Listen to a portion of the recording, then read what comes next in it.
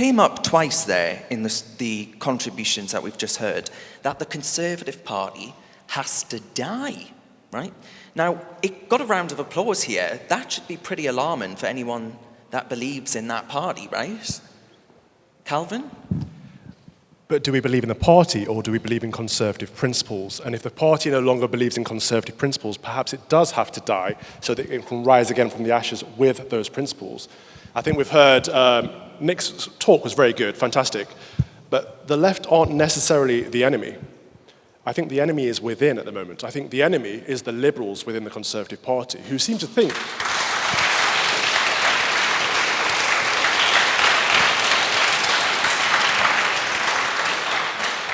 but it's so bad because they seem to think that they are conservatives. And they're not conservative in social issues. You know, we'll hear Penny Mordaunt say that trans women are women. And they're not conservative in social issues, in financial issues either, because Trussonomics didn't work. They didn't want a free market. What they wanted is higher taxation. What they wanted is serfdom.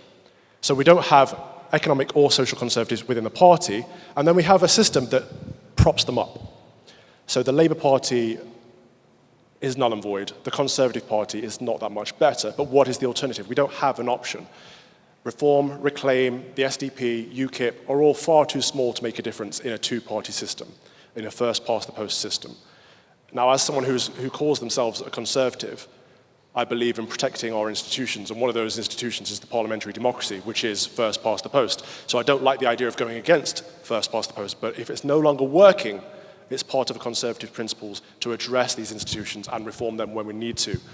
Perhaps we need to look at PR, perhaps we need to look at an alternative voting system where we can give people more representation, where we can make sure that if a party like UKIP gets 12% of the votes, they get more than one elected representative in the Houses of Parliament to speak for the people that are voting for them. So yeah, I would say the Conservative Party perhaps does need to die, does need to implode. It's doing a good job of doing that for itself though, isn't it? Well,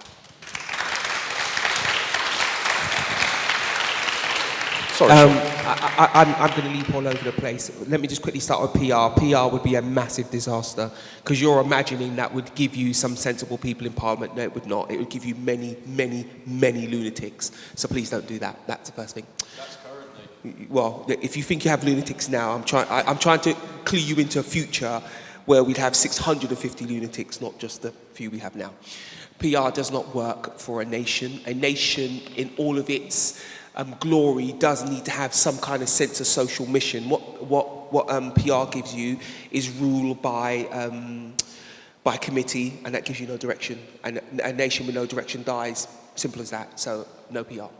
The second thing is, you could imagine my lack of enthusiasm for the Conservative Party dying. You can just, elected Conservative politician and all of that. But I will say this, I take it from a different point of view. You in this room now are what I call the Rebel Alliance.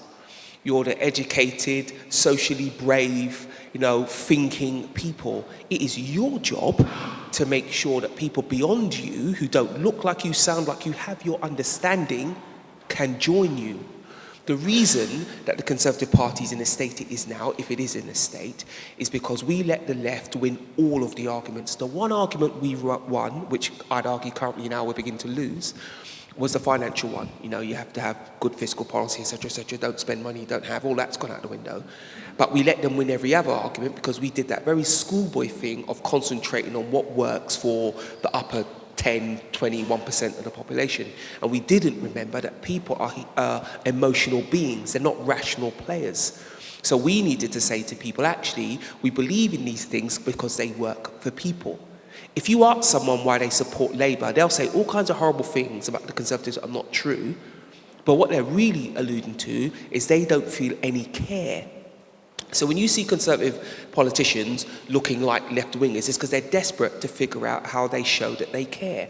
Now, I'd argue many of them are liberals and haven't got a clue about any politics, actually, particularly Conservative politics, because if they did, they'd understand that Conservative politics is the most caring politics by a long, long way, because you can't care for people if you don't listen to them. You can't care for people if you don't make them free. Have you got what it takes to be a reasoned presenter?